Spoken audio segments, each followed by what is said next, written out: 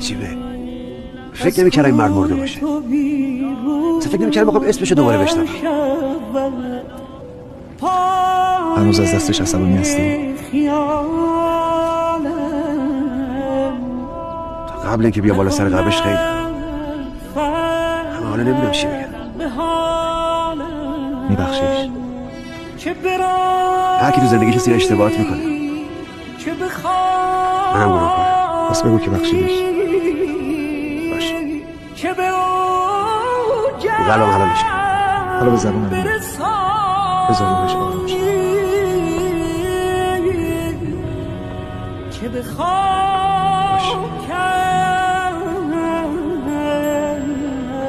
آقا حلالت کردم،